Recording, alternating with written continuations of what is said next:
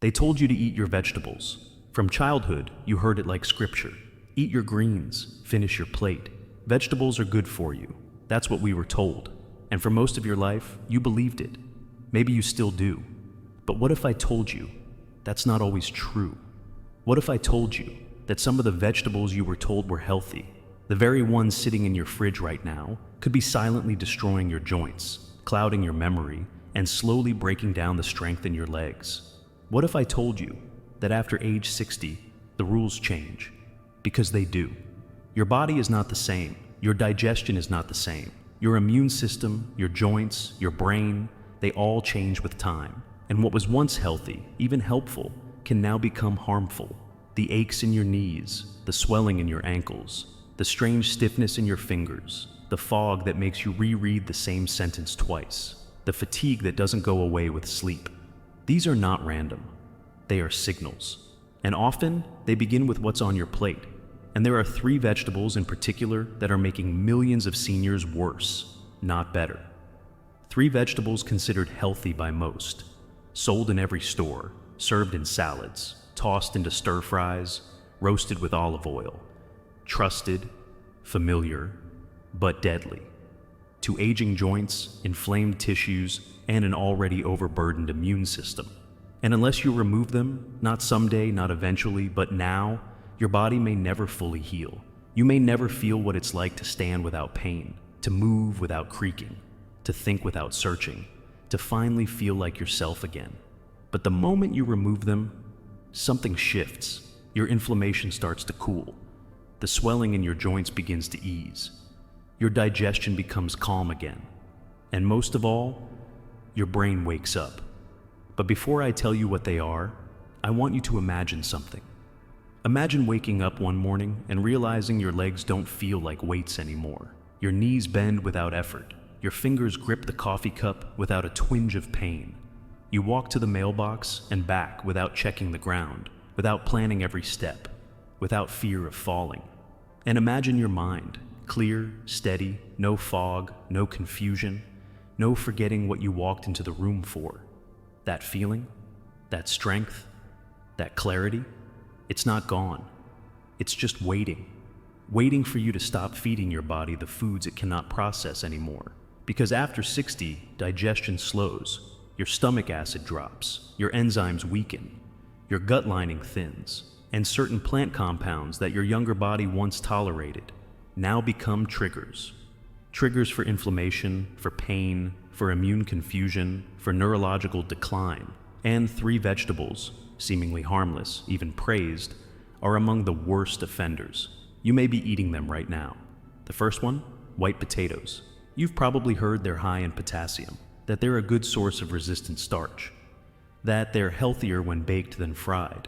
And while some of that may be true for a younger gut, the reality after 60 is different. White potatoes are part of a plant family called nightshades. Nightshades contain a chemical called solanine, a natural pesticide the plant uses to defend itself. But when it enters an aging body, solanine does something far more dangerous.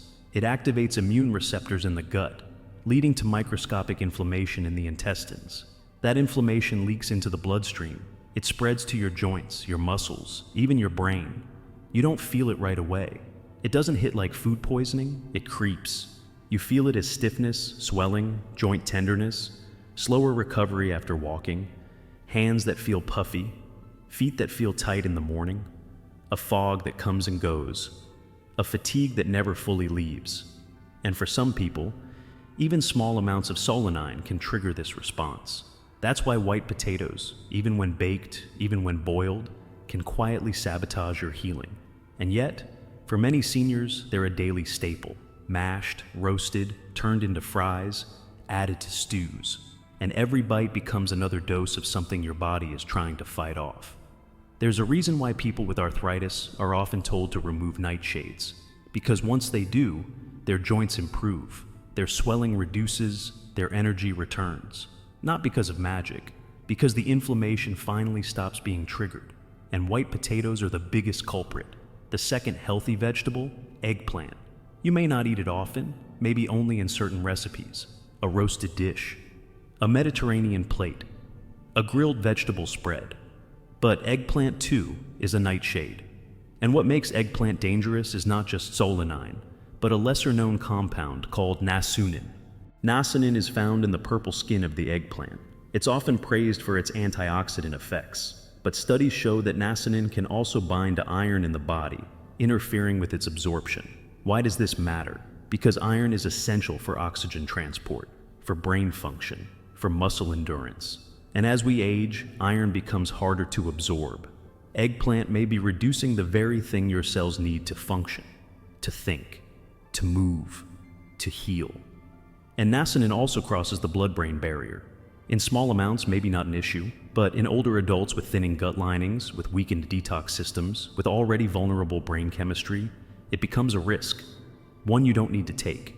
Because the truth is, eggplant provides very little nutritional value that can't be found elsewhere, in safer forms.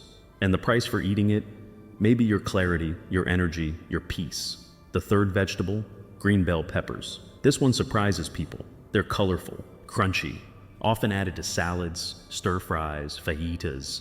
People love them for their texture, their vitamin C, their bright flavor. But what few know is that green bell peppers, especially when raw, contain alkaloids that irritate the lining of the gut and disrupt neurotransmitter balance. Capsaicin, the compound that gives peppers their heat, is present even in mild varieties like green bell peppers, just in smaller doses. And while capsaicin can have benefits, it can also activate TRPV1 receptors in the gut and joints, the same receptors that mediate pain and inflammation. In young bodies, that's manageable. In aging bodies, it adds to the burden. You may notice it as indigestion, or as stiffness the next day, or a sudden tightness in your hands. You might not connect it to the salad you had for lunch. But your immune system remembers, and it responds, not just locally, systemically. Every time you eat these foods, your body diverts energy from healing to defense. It stops repairing joints. It stops restoring tissues. It focuses on survival. And over time, you begin to feel it, not as sickness, but as aging. But it's not aging. It's accumulation. And when you stop adding to the fire, the healing begins. Remove these 3 vegetables for just 7 days. White potatoes, eggplant, green bell peppers, and notice what happens. For some, it's dramatic. The swelling in the knees drops. The hands feel loose again. Sleep becomes deeper. Energy more stable. For others, it's subtle, but unmistakable. A lightness, a calm, a quiet inside the body that hasn't been there in years. And that quiet? It's your body finally exhaling, finally healing, finally getting the chance to rebuild without interruption. And when you give your body that chance, it takes it. And now that you've removed the foods that inflame, the next step is to feed the foods that restore. Because once the fire cools, you can begin to rebuild the foundation with the right fruits, the right timing, the right rhythm. And that's what we'll do next. Because this is not just about removing, it's about reclaiming your strength, your clarity, your comfort in your own skin. And you're closer than you think. Because now that the inflammation has a chance to settle, your body is finally able to hear something it's been deaf to for years. Its own instructions for repair. And those instructions are built into your DNA. They're still there, quietly waiting, buried under the noise of chronic irritation, process triggers, nutrient confusion. But when the static clears, when those 3 veggies are out of the way, those original instructions begin to whisper again. Make collagen, strengthen bone, balance immune response, clear the synapses, open blood flow to the legs, tighten muscle tone, clear the fog. But they can't shout through fire. They can only speak when it's quiet inside, when the gut is no longer inflamed, when the joints are no longer under siege, when your cells are no longer stuck in defense mode. This is where real healing begins. And it doesn't happen with a pill or a patch. It doesn't come in a plastic bottle. It starts in the simplest way imaginable, with what you place in your mouth, and what you choose to leave out. It's not about extremes. It's about alignment between what your body needs and what you give it. And after 60, the need is specific. Your joints are not just asking for less stress, they are begging for repair materials. Your brain is not just tired, it's starving for oxygen, for clean fats, for antioxidants that fight the rusting of your neurons. Your legs are not just weak, they're inflamed, and their mitochondria, the tiny engines of strength and endurance, are choking on modern input. So what happens next matters more than you know, because now that you've silenced one part of the problem, you must feed the part that's still ready to respond. And what it needs is more than nutrients. It needs signal. It needs activation. Every bite you take is a message, and the most powerful messages come from foods your genes recognize, foods that evolved alongside your ancestors, foods that speak the same biological language as your bones, your cartilage, your brain tissue, real food. Specifically, foods that don't just provide calories or comfort, but deliver bioactive compounds. Molecules that speak to your healing genes like a key unlocking a safe, polyphenols, flavonoids, enzymes.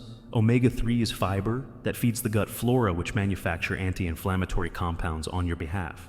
But none of these can do their job if your body is still distracted by foods it can't break down, toxins it can't flush, stress it can't clear.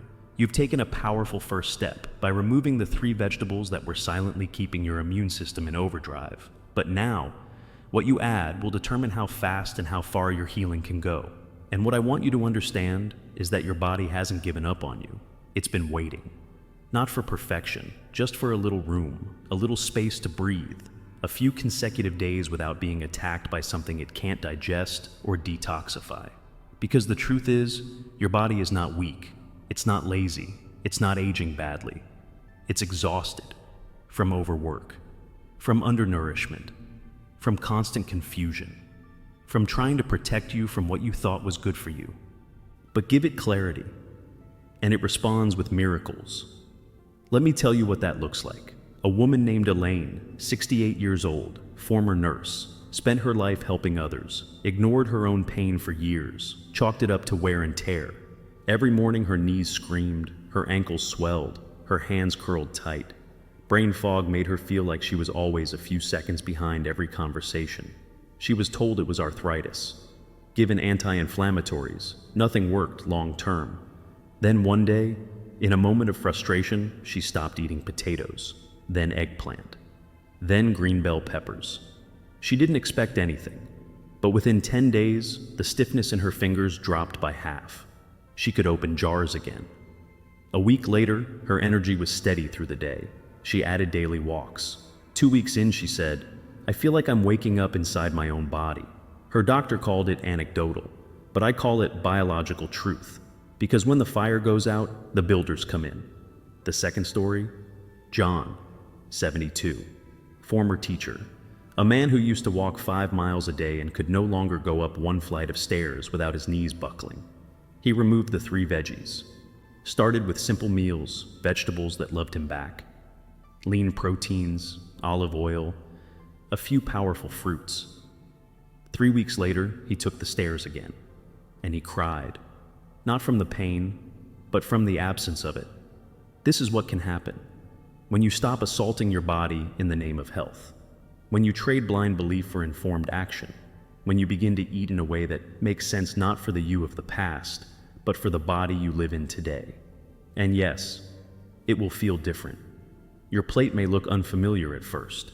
You may miss certain recipes. You may crave the crunch of those old vegetables, but those are old patterns, not deep needs. The real need is freedom. Freedom from pain. Freedom from decline. Freedom from being a passenger in a body you can't trust. That freedom is worth the shift, because what's coming is worth so much more than what you'll leave behind. And here's what else matters: your gut. Because everything you remove or add is filtered through the ecosystem of bacteria, enzymes, acids, and membranes that live in your gut. And as you age, your gut becomes thinner, more vulnerable, more sensitive to assault, which means foods you once tolerated now leave micro tears, openings for inflammation to sneak into your bloodstream, cross into your joints, settle in your brain. And nightshades, the family of foods we began with, are notorious for exploiting that vulnerability. So, when you remove them, your gut begins to seal. Tight junctions begin to close. Your immune system stands down, and in that peace, everything improves. Your serotonin production, the neurotransmitter of calm, rises. Your B vitamin absorption increases, your inflammation markers drop, and you feel it in your mood, your mobility, your clarity. And it doesn't take years. It takes days to feel the beginning, weeks to feel the shift, months to feel like a different person. This is how healing begins. Not with punishment, not with deprivation, but with recognition. Recognition of what no longer serves you. Recognition of what you truly need now. And what you need is not a perfect diet. You need a forgiving one. One that understands your age, your biology, your goals. One that removes the triggers and replaces them with builders. One that feeds not just your body, but your hope. You see, at a certain age, healing isn't about returning to who you were. It's about becoming who you were always meant to be. Free, focused, fearless, full of life. And that doesn't require complexity. It requires consistency. It requires asking your body every day, what do you need? And then actually listening. And right now, it's asking for simplicity, for slowness, for food it can trust, for mornings that begin with water and intention, for movement that lubricates the joints, for a plate that nourishes without confusion. And it's asking you for one more thing, to believe, not blindly, but deeply. To believe that it's not too late, that your future is not written in pain, that your brain is not destined to fade, that your body is not on an unstoppable path of decline, that you are not a sum of your symptoms. You are a living, healing, changing system that can still grow stronger, clearer, calmer. And that belief, it's not optional, because no food, no plan, no supplement can replace the power of belief in your own ability to change. So remove what harms, add what heals. Walk, breathe, stretch, smile, eat like you want to feel, move like you still matter. And remember, your cells are always listening. Give them something worth responding to, because what comes next is the part that most seniors never hear, the part that could accelerate your healing even further. And it's not about what you eat, it's about when. Because the same food, eaten at a different time, can either heal you or hurt you. This is the part of nutrition science that's been quietly confirmed by research, but rarely makes it into conversation with your doctor.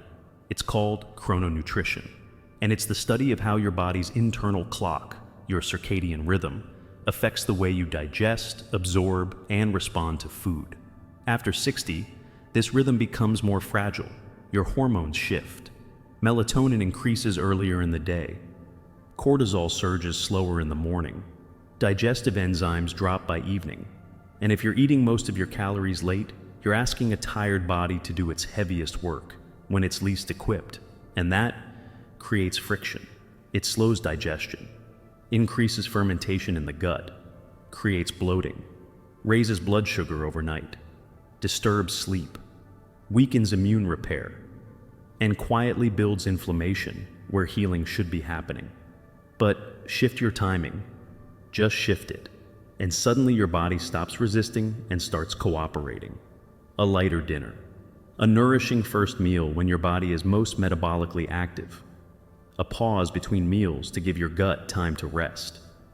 These small changes can trigger massive improvements in energy, mobility, clarity, and sleep. It's not about eating less. It's about eating in rhythm with your biology, because your body is not a machine, it's a symphony. And healing is about finding the beat again, the beat of breath, of movement, of food and rest, of waking and sleeping, of listening and responding. This rhythm is older than any trend. It's encoded in your DNA. And every time you align with it, your body thanks you. Pain eases, swelling fades, mental fog lifts, joints respond, muscles fire. You begin to feel like someone who is not declining, but reawakening. And when you combine this rhythm with what we've already spoken about, the removal of irritants, the introduction of truly supportive foods, the trust in your body's wisdom, healing accelerates. You begin to experience moments that feel impossible, standing from a chair without bracing, reaching overhead without pain, remembering names without hesitation, sleeping through the night, waking up energized. These are not miracles. These are the natural consequences of living in a way your body understands. And I want to say something to you, because maybe no one has. If you're over 60 and you've been told to accept pain, to accept weakness, to accept decline as inevitable, I'm telling you that's not the truth. What's inevitable is change, but the direction of that change, that's yours to influence. Because even now, you are in motion. Even now, your body is replacing cells, recalibrating chemistry, rebuilding tissues, and you can either give it what it needs or keep confusing it with what it can't process. You get to decide. Every morning is another vote. And I know you've been patient, I know you've tried, I know you've heard too many promises and seen too few results. But this is not a gimmick, this is not a pill, this is not a temporary fix. This is a way back to you. To the you who walks without thinking, to the you who remembers without strain, to the you who looks in the mirror and sees strength, not defeat. You were never meant to fade. You were meant to evolve, to grow more intuitive, more connected, more rooted in wisdom and truth and care for your body. This isn't about becoming someone new.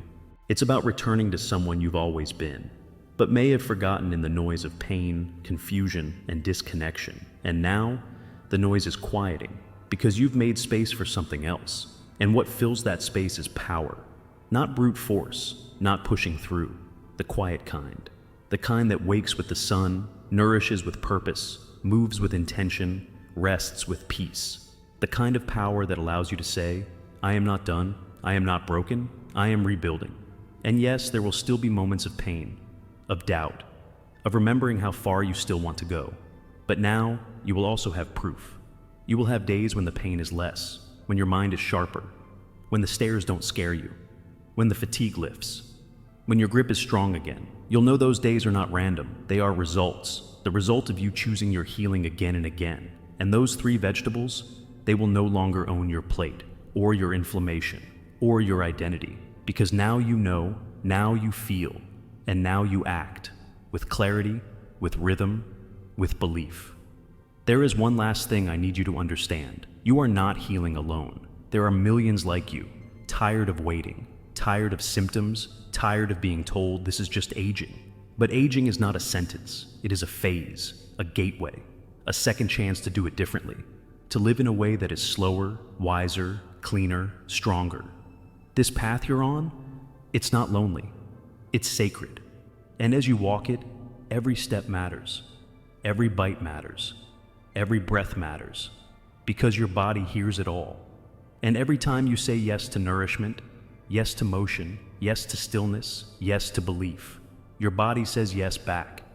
You are building a new future, meal by meal, thought by thought, breath by breath.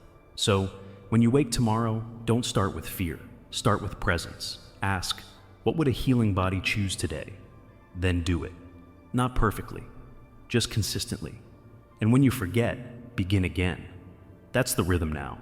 Not pressure, not guilt, permission to heal, to rise, to return to yourself. Because you were never too old. You were never too far gone. You were simply waiting for someone to show you how to begin. And now, you have. So go. Eat like you care, move like you believe, rest like you matter, and live like you're not finished yet. Because you're not. You're just getting started.